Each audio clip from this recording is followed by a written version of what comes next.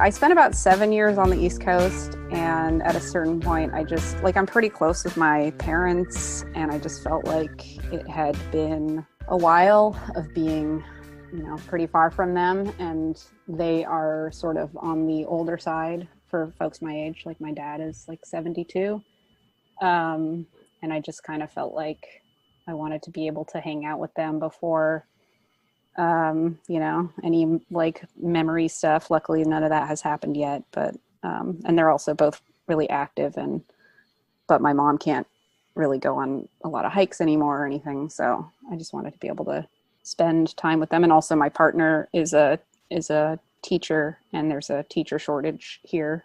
She's like a public school teacher. So we were like, well, maybe if we move to California, you can find a job more easily than Vermont, which is where we were living. Were you at White River Junction? Yeah. So I lived in Montreal for 3 years, and then I moved down to White River Junction for the fellowship there. It's about 3 hours south of Montreal. And then I ended up staying there and becoming a student after my fellowship year, and then teaching for a couple of years. Is that common? That's a very unique path to be a fellow and then go into and then be educated there. It was a bit weird, and like I've said in the past, like a bit humbling as well, like because I was sort of assistant teaching a little bit as a fellow, and then I joined the class that I had been teaching. So, but for like a thesis year. So I was like working on projects now, like alongside students who I had been like facilitating like critiques with and stuff. How did that happen? Well, I basically, I was there for the fellowship year, and I was like sitting in on all of the classes, and I kind of thought I wanted to teach. So I thought, well, if I can get an MFA, that would better my chances of teaching probably. And I ended up having the option of going to school back in Montreal, but I like went through a breakup and I didn't want to go to the MFA program I got into there. And CCS, they figured out a way that they could credit my fellowship year. And so I only had to do a year as a student and do the thesis year, and not sort of the boot camp year that comes before that. So I was like, well, this is a bizarre kind of situation, but like, I really wanted to work with Jason Lutz. And I had the project I wanted to work on was the project that eventually became the Contradictions, because I had just kind of been beating my head against the wall, like not figuring out how to actually get it done or when to decide that I was ready to move on to the next step. And I just felt like I really needed some help. So that was how that came about. You were humble enough to realize that you still had some stuff that you needed to learn in order to finish this large project you were working on. Yeah, because like my earlier book, the book that sort of got me the fellowship in a sense was War of Streets and Houses, which was like a series of vignettes, and it was completely,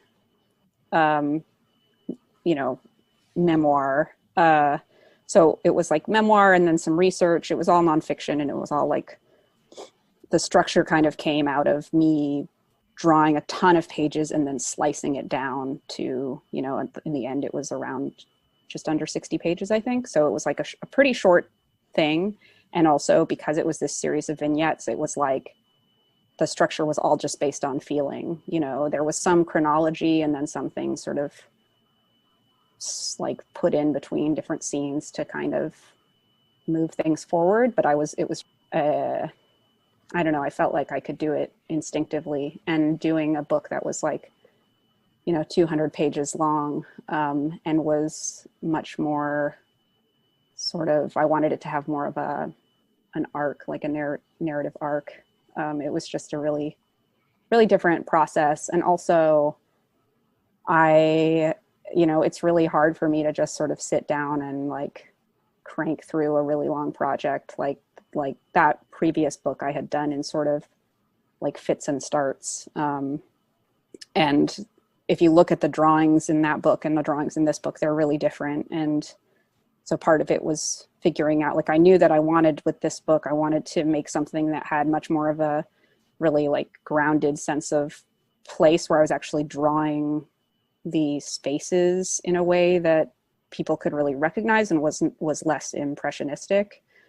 So I really had to sort of learn that. The nature of the story to some degree is kind of vignettes in that it's, you know, it's a road trip story, and it's a story that takes place over a number of different settings. It's, you know, from that standpoint, are you able to kind of tackle it in a similar way? Yeah, I mean, I guess, you know, like because it's sort of autofiction, a lot of it came from me wanting to, like I had a strong sense of different moments that I wanted to fit into it. And so in that way, it was sort of a similar project. Sort of a similar process. You had beats.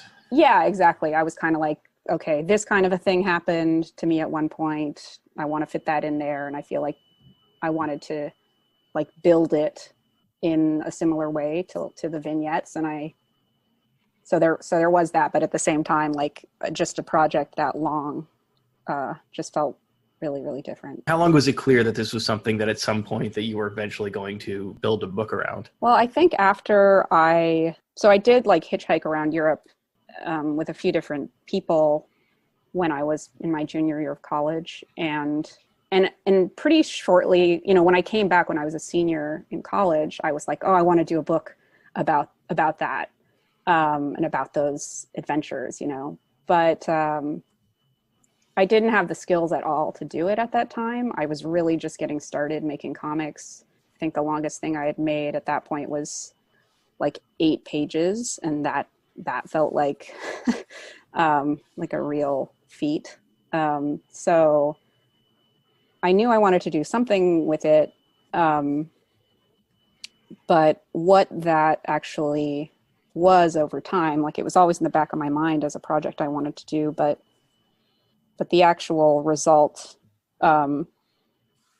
really changed from what I think I thought I was going to make. Did you get a sense while you were living through that to some degree that this was eventually a story that you wanted to tell? Yeah, I think I was like, so at the time I was reading, like in the book, the character is like, I'm reading Dharma Bums and the Zen and the Art of Motorcycle Maintenance, which is just like the perfect 19-year-old. And not only like reading them, but explaining to your mother, who I'm sure like lived through this at some point, why these books are so profound. Yeah. So I really was like reading those books. And I feel like that was pushing me at the time both to seek out sort of like forms of adventure that involve travel and hitchhiking and stuff, and also to think about them in a way that was kind of self-important, you know? So I think that was sort of some of what the initial impetus to go hitchhiking came from. But I think I thought I was going to write about it in a really different way than the way that I ended up writing about it. What was your notion of how the story would be told at the time? I think at the time well, part of it was like I was reading these books from these male perspectives. And so I think the biggest thing back then was like, well, I'm a girl and I went hitchhiking and I'm going to write about my story. So it was, it wasn't like extremely deep. It was just sort of like a surface level feminist. You touch on this to some degree, and I think it's kind of, at least at the beginning, filtered through your parents' concern, but there are obviously different considerations you have when you're a woman hitchhiking versus a man hitchhiking. Yeah. And I think that's true. And like, if I didn't, I mean, I still think that is one of the layers of why the story was still appealing to me, definitely. The idea early on when you're first kind of exploring doing comics was to do something science fiction. Oh God, yeah. Yeah. I mean, it's not a secret. This is something you've spoken about in interviews. No, totally. Yeah. But you laugh at the suggestion. No, it feels like such another world. It's so weird. I mean, when I look at what I was making in college, like before I did the sci-fi thing, my first project was this like watercolor, like full like full color, like 11 by 17, which is, for those that don't know, it's like, that's like sort of a traditional comic book size page. And to just like jump into something like that when you've never made comics before, now I'm like, oh, that was a not a good idea, but I didn't really have any like specific mentorship around comics. But the story was like, it was like a pseudo fantasy story about like bike messengers and like Greek mythology and gay stuff. You know, it was like just such a different thing. Yeah, the sci-fi thing, I think I grew up in the Bay Area, and so we just, you know, got the technology, I think, before everybody else. Like people around me, I think, were just adopting things quickly, and it was weird, you know, and I've always been like a bit ambivalent about smartphones, to say the least. So like my earliest comic that I put out was kind of trying to examine that in some way. It was a critique of technology? Yeah. Is that something that you would be interested, not that story specifically, but that genre? Is that something that you feel like you might come around to at some point? Sci-fi? Yeah. Or fantasy, or anything kind of really outside of. Yeah. Well, my favorite book is A Wizard of Earthsea by Ursula Le Guin. And I'm just a huge fan of her. And, you know, also her sci-fi, like The Dispossessed, is really great. And I've definitely been toying with like, well, I don't really know what I want to do next, but I'm trying to be open to doing something science fiction or fantasy, but I'm just not sure like what ideas I would want to tackle in those realms. Yeah, I mean, it must be difficult from the standpoint of, I mean, obviously there's a sense of relief in finishing this thing that you've been thinking about for a long time, but as you were working on other stuff, you had this on your plate. It was clear that like at some point down the road you had this work on it. Now, do you feel like you're kind of working from a clean slate? Totally. I think I tweeted like last night or this morning, just like, well, what do you do after you finish the big thing that you thought you probably would never do, you know? Because when I did War of Streets and Houses, and when I did What is a Glacier, I was just like, well, I'm working on these things, and one day I'll do this other thing. And I do feel a bit, without a compass, knowing that there's not, like, it felt like this project was always kind of breathing down my neck, and now I don't feel any of that pressure, but I feel a different pressure, I guess, which is just generally to be productive or to make something, but I really don't know what that is yet. Do you feel more pressure given the fact that it's quarantine right now? Yeah, I mean, I think the fact that the thing that I do, I mean, my life before the shelter in place order was so similar to what my life is now. And I really, like, I finished this book 2 weeks before we got the shelter in place order here. And I was really like, cool, like really soon I'm going to get to go to like queer dance parties again. And I'm going to actually get to like enjoy the Bay Area, which, like, I had moved from Vermont, you know, it had been like a year and a half of being here, but I had just been working on the book. So, you know, my life was really centered around studio time. And so now I'm like, okay, well, I guess I'm back in that place, but I don't feel like I've actually had the space that I would have liked from this project before figuring out the next thing. Do you think that if the book had finished and, you know, the shelter in place wasn't happening, that you would have actually gone out into the world and experienced all these things? I mean, it's impossible to know. So Is it though? I mean, you know, obviously, like, you know yourself better. And I just wonder how much of it, because like I've been saying the same thing to myself during this, which is just like, when this is over, I'm going to go out and enjoy all these things that I wasn't able to before. How much of that kind of that isolation was really a product of working on this book, and how much of it is just how you live your life generally? Well, yeah, I mean, I don't know. I guess it's like, okay, I'm 33, so I don't know how I necessarily live my life at 33. But when I moved to Montreal, and up until I left, I was like 27 or 28, you know, I would go to shows all the time and blah, blah, blah, do all the thing. It's just, I was living in Vermont there, you know, like I started just eating dinner at like 6 p.m. and like going to bed with the sun, because, you know, there's only so much to do. So I really was looking forward to at least having the opportunity to find out.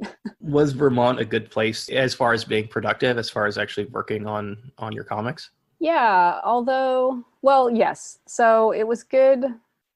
It was a good place to recover from a breakup, which is part of the reason I think I ended up staying there. And Why was it a good place to recover from a breakup? Other than like geographically being away from that person. Yeah, no, I think the pace was really slow, and there was a pretty tight-knit community of people, and yeah, I felt very supported there. So I think for all those reasons it was good. But eventually, like, being in a place like that where there's a school and there's like a community around the school, people graduate, it's an MFA program, so it's mostly adults, a lot of folks in their mid to late 20s, but also people older than that. And, they just didn't stick around. So eventually it did become more lonely than I think my time there in the beginning. Are you somebody who, faced with that kind of thing, tends to throw yourself into work? I'm actually not a great workaholic, I think. I think I wish that I were like better at it. It's really a struggle for me to sit down and work. I'm not one of those people who's like, when I'm anxious, I draw for 12 hours. It's like when I'm anxious, I like organize my bedroom and I like move furniture around. And then like maybe if I've like gotten some physical exercise at 10 p.m., I'm like, oh, it might be nice to draw. Yeah. So actually getting down to work on this book was a matter of figuring out how to keep my butt in the chair. And the best way that I figured out was to have like virtual work buddies. So you were ahead of the curve on this. Yeah.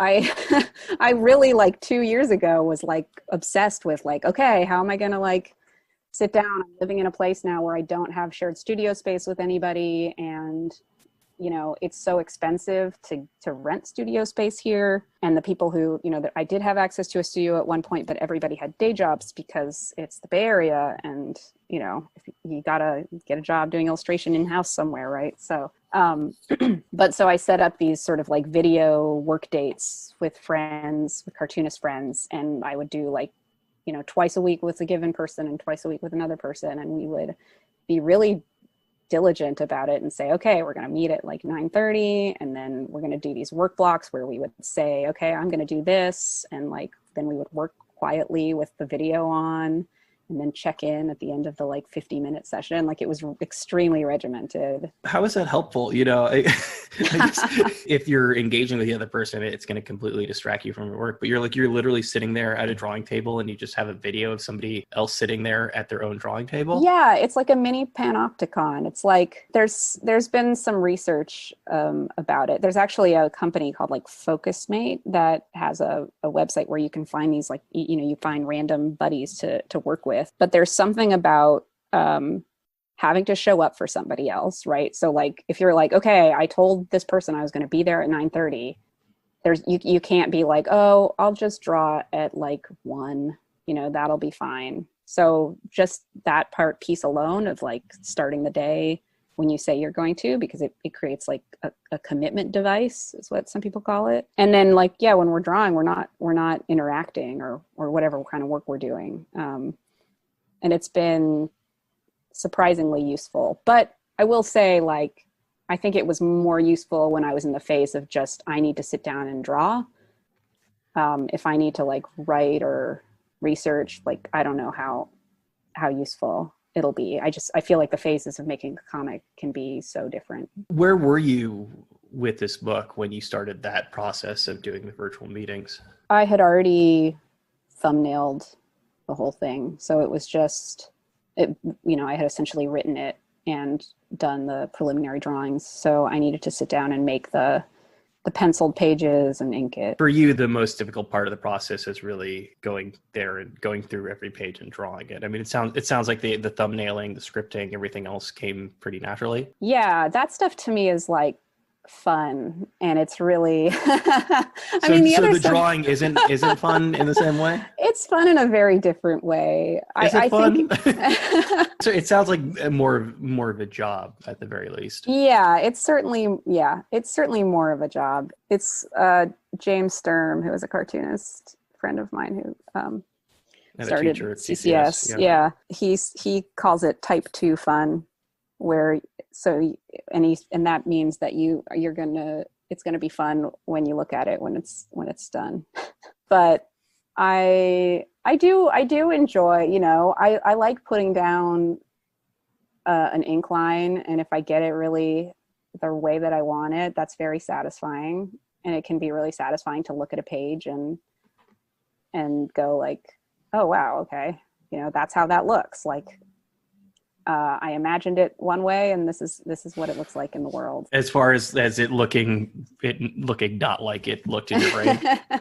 Yeah, I think once I drew this book, like I said, in a pretty different way, and once I was kind of halfway through, I probably knew what things would look like, or I could imagine them better. But because I was kind of developing the style like as I went, I didn't really know what things were going to necessarily look like as I went along. Do you feel that because you were developing a style as you went along, that there is a marked difference in the style at the beginning of the book and the end of the book? Well, I think there's a marked difference about 30 pages. There's like a chunk.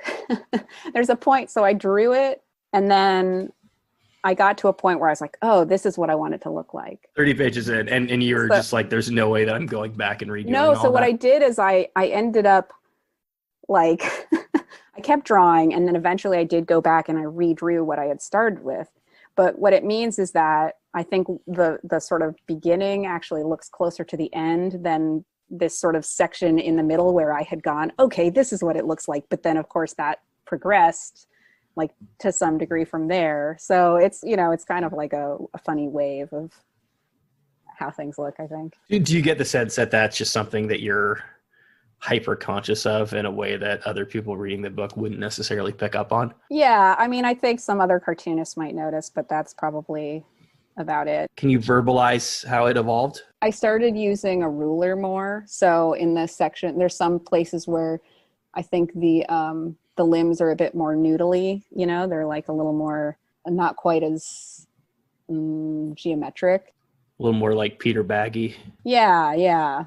Cartoony, Yeah, there's and I think there's a place where you can see that I sort of start to go like, okay, I'm actually going to use a ruler on this kind of line too. And that sort of, and at some point I started using more just geometric tools in general and using a French curve for more things. And that, yeah, so I kind of built up into using as many like drawing aids as I could in the end. As far as references, or as far as just like the actual physical tool? The tools. Yeah. So, I have little plastic ovals and like French curves, and I have a really small ruler that I use for like really small lines. And I think I just, that was something that it was a combination of liking how it looked, but also enjoying drawing that way. Like it made the drawing process more fun for me. You feel that the original style didn't necessarily serve the subject matter in the same way? Well, I went through a lot of, like, before I even did that first pass, I went through a lot of tests. Like I tried to draw a bunch of the pages in just like pencil, having sort of a pencil finish. Yeah, I just tested out like, just pure black and white pen with a lot of sort of more scribbly lines. And eventually I got to the sort of pure black and white, high contrast kind of look.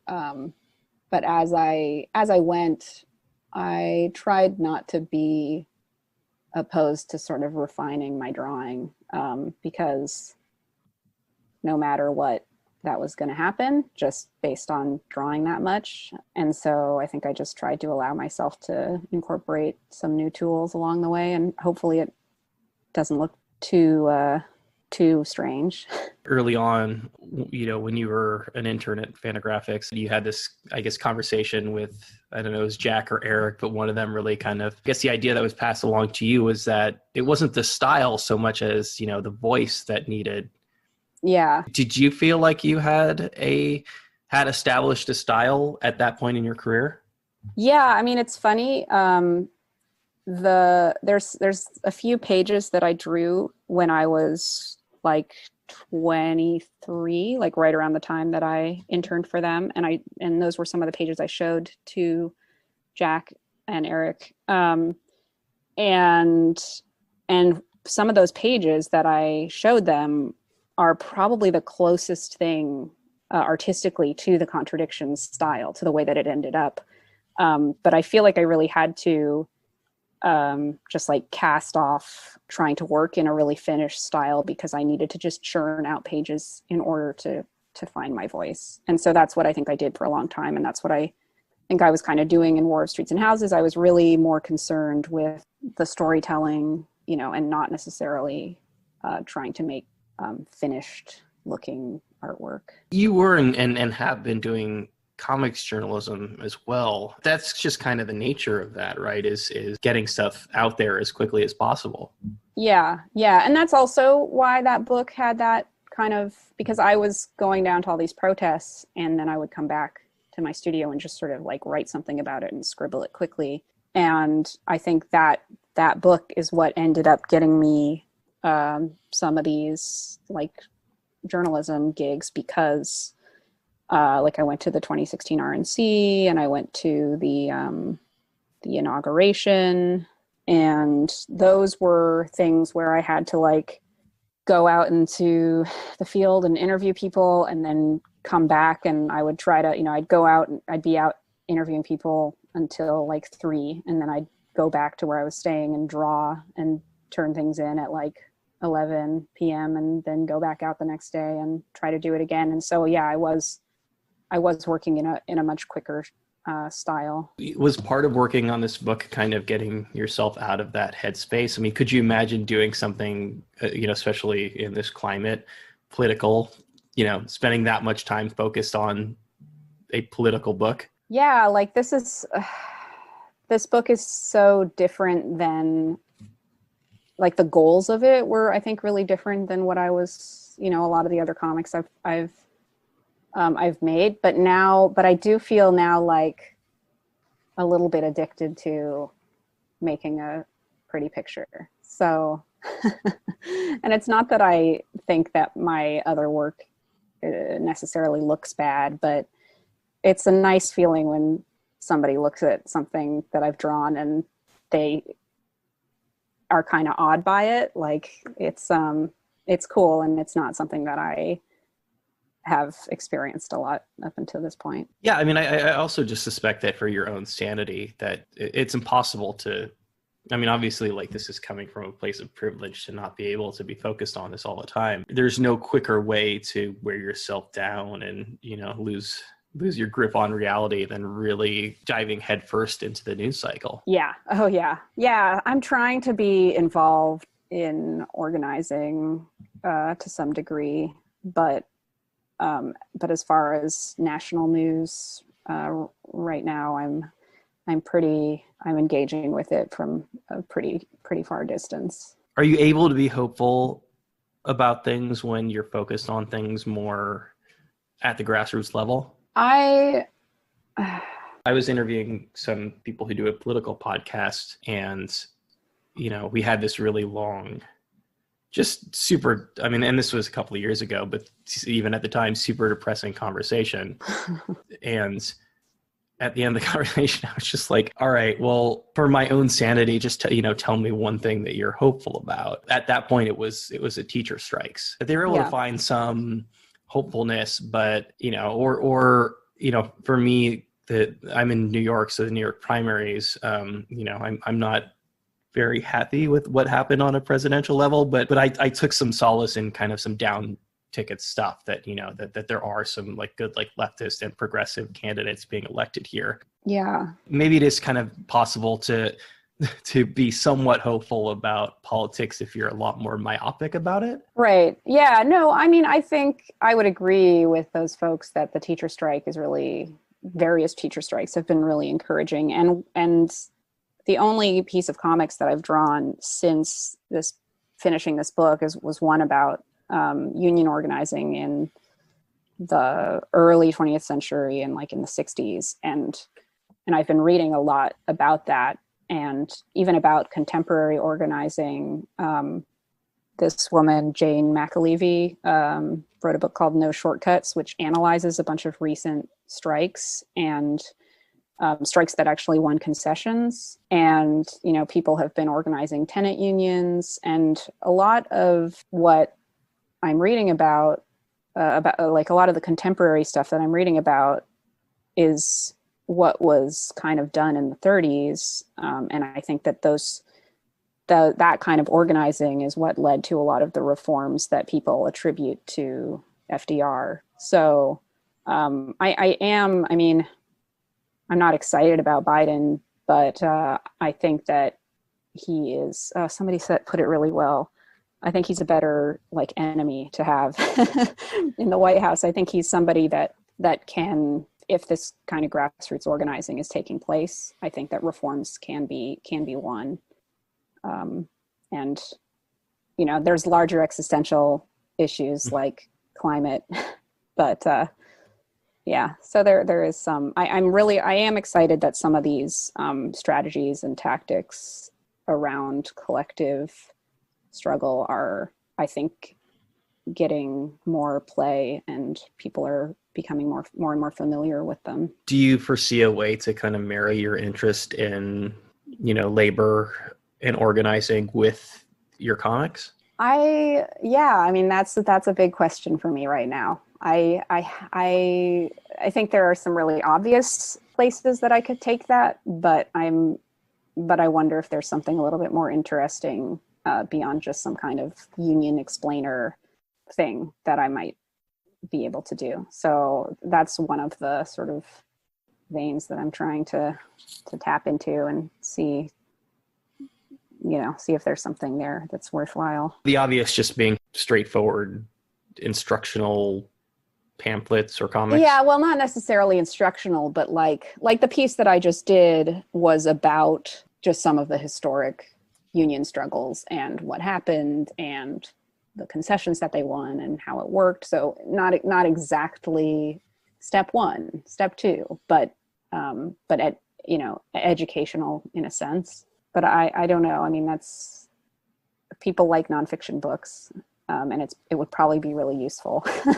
It's hard though, right? It's a hard road to walk. I've seen a lot of really bad nonfiction comics. Yeah. Without naming any names, it's just that oftentimes they end up being just like, it's like reading a textbook, you know? It's like, right. How much information can I cram into this? And, you know, how expositional can I be? Right. Because I would assume that the tendency in order to make it more entertaining would be to have it be a little bit more narrative. Yeah. I mean, I think like I just got Paying the Land, the new Joe Sacco book, and I just started reading that, and I haven't gotten too far into it, but I think Sacco is someone who is very good at, you know, letting the words of the people that he's talking to give you the narrative. And I think with a lot of nonfiction comics that are more on the explainy side, you know, you'll end up with maybe an expert and who's paired with an illustrator, and, you know, with their powers combined, like they're going to bring you a comic, but it's, you know, oftentimes not a comic that is going to hold your attention unless you are really, really interested in that subject. Is it just something that interests you from the standpoint of embedding yourself in a story and using that as a framework? Yeah, I am interested. I mean, I think there are a lot of struggles going on right now that, on the one hand, I feel this tension where I want to be involved in these things, but I also want to make comics, and I don't want to completely throw my I couldn't. I mean, I have to work, but there are capitalistic concerns. Yeah, like unfortunately, I have to pay rent and stuff, and maybe one of the ways to do that is to be able to document, some of the struggles that are going on right now. But I feel conflicted about sort of the journalism perspective personally. I did pieces, I went to Standing Rock and I interviewed folks there, and I've done some other pieces where afterwards I just felt like maybe I would rather take a more ethnographic approach to working, doing that kind of nonfiction work where the people that I am involved, that I'm talking to, have a say in, how things look in the end, and what gets put into the world, and that they can shape the narrative more themselves. So I would like to figure out how to do that. Because as someone also who, writes memoir and like autofiction, I really feel like, being able to tell your own story I really value that. Were you hesitant to do memoir early on? I get the impression that I get from a lot of cartoonists or just writers generally is that they don't necessarily feel like they have a story to tell in the beginning. Yeah.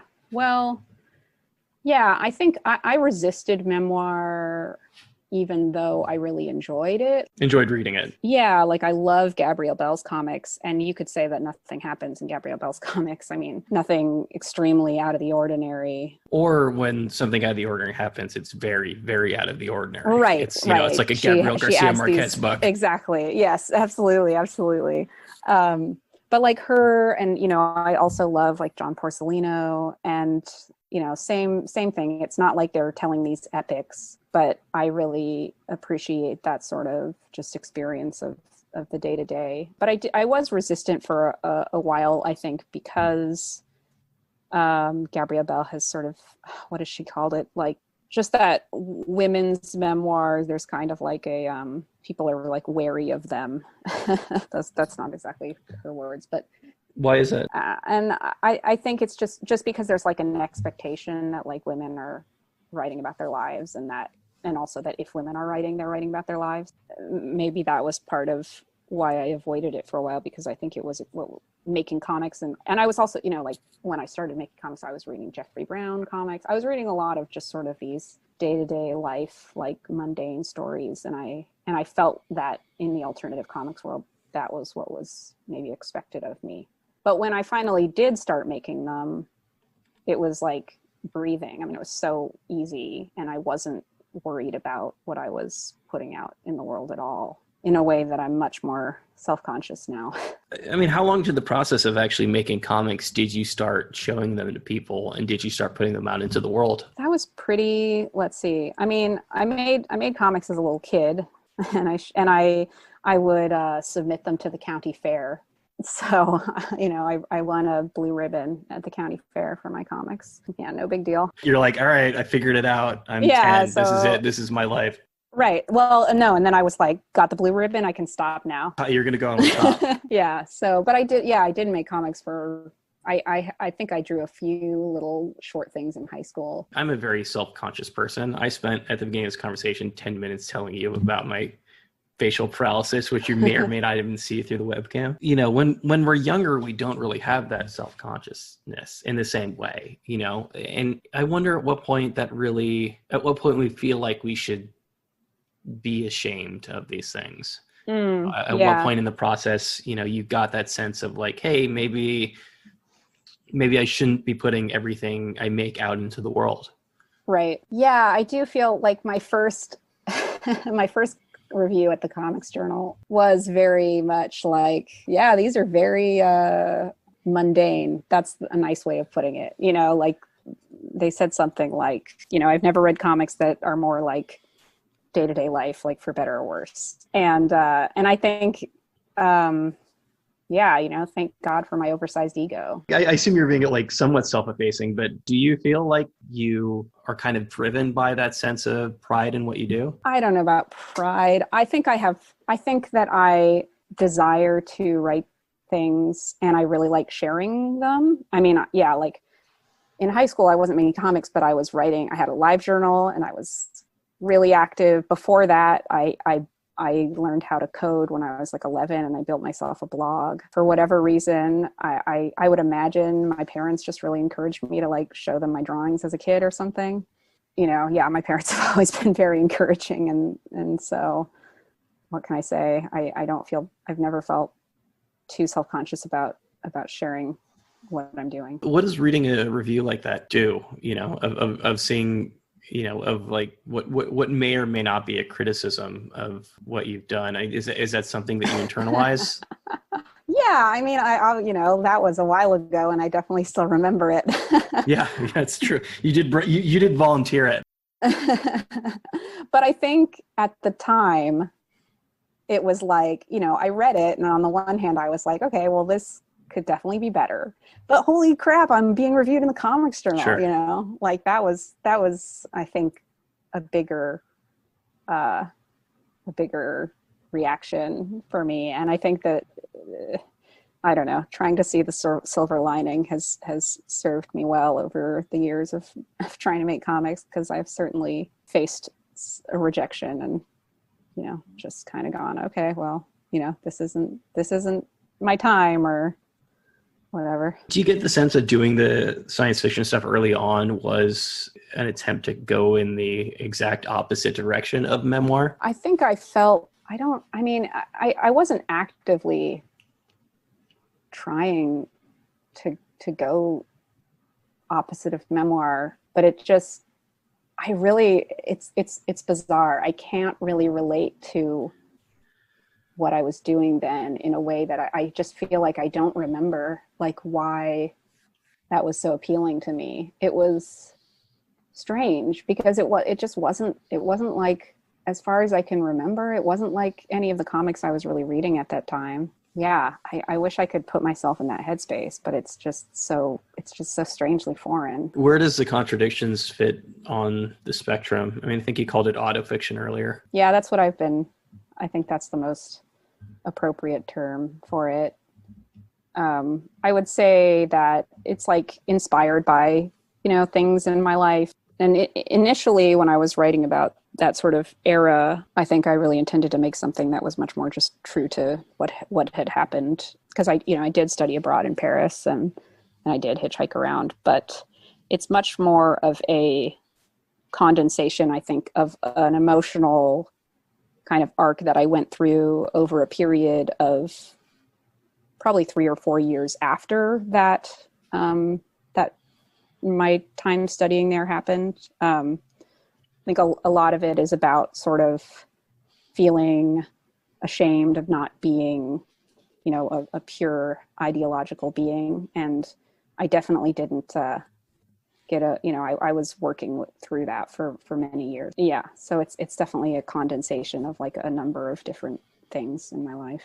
A pure ideological being from the standpoint of like interacting with this self-proclaimed anarchist and not necessarily being on the same road as them. I think in a much more general way, but yeah, like I had a lot of, I guess you would say, like judgy lefty friends or judgy anarchist friends, self-identified anarchist friends. And I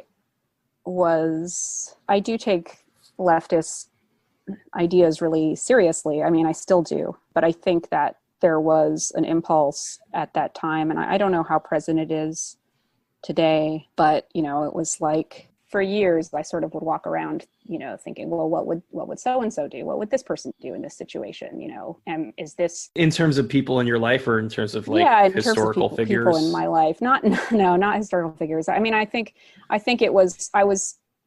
there's a thing that I experienced, and I've talked to people. One of the reasons I wanted to make the book was because I sort of talked to friends of mine in the sort of Montreal left scene,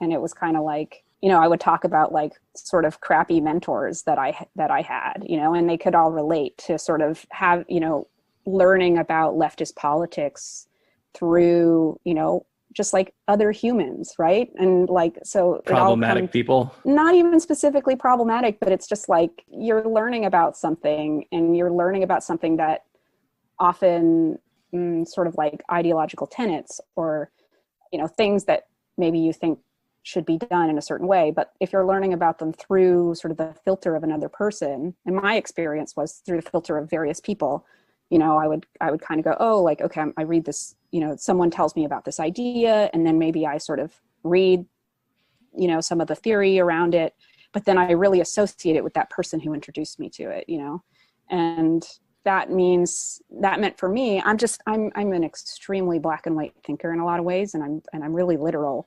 And so when I would see someone, say something, and I just felt I really tried to rigidly adhere to certain things, and to really make sure that all of my choices were like morally correct in a way that was just not sustainable. That's kind of the struggle, right? Is figuring out what things to compartmentalize. Like, there's a certain amount of compromise that you have to make in order to just be like a functioning person in the modern world. Yeah. And I think at a certain point, you're just shooting yourself in the foot to actually do something useful or to advance the causes that you are, supposedly trying to work towards. If you're just have this really sort of self-obsessed idea of just, well, I can't participate in this because there's this thing wrong with it. One of the conflicts, at least that I picked up on early on in the book, and this does relate to, again, explaining to your mom about these two books that she probably read, or at least has context for, is what rebellion looks like when your parents were radicals or lived through their own radical phase. Yeah. If you look at who is like Pete Buttigieg and Kamala Harris, both of their parents are like Marxist scholars, right? Something like that. But then, there are other folks who are not, they had leftist parents and now they're Republicans. So it's a fine line, let's be honest. Yeah. Yes. In 2020, well, in general, but yeah, particularly now. I think, I don't know. I mean, I'm so close with my parents now, and I was then. I mean, I think, I did have the situation where I was like, I'm going to go hitchhiking. And they were like, no, you're not, like, what are you like? that's too dangerous. And I was like, you guys did this. You told me so many stories about going hitchhiking. Like, how dare you? They came around to it in the end. They came around to it? I mean, or did you, I sort of got I don't know how closely this huge to reality, but I got the impression that that it was ultimately an act of rebellion to do it. Yeah, no, it was. I mean, I didn't do it with their blessing per se, but they weren't like threatening me with something if I didn't do it, They were like, we don't want you to do this. And I was like, I'm going to do it. They came around to it after the fact, though. Yeah. Was part of the impetus for doing it to gather some stories, at somebody who was an artist and a writer? Yeah, absolutely. But I think that I didn't think that I would gather the stories that I did, which is, I think, I don't know. It's sort of, in a way, it speaks, I think that reflects positively on doing things in order to gather stories, because even if you think you're going to get something, you probably aren't going to get what you set out for. What's the primary difference between the stories you thought you were going to get and the ones you actually did? I don't think I think I thought it was going to be more, the Contradictions at least has more sort of like interpersonal conflict and less drama that comes from an epic journey than I expected to write.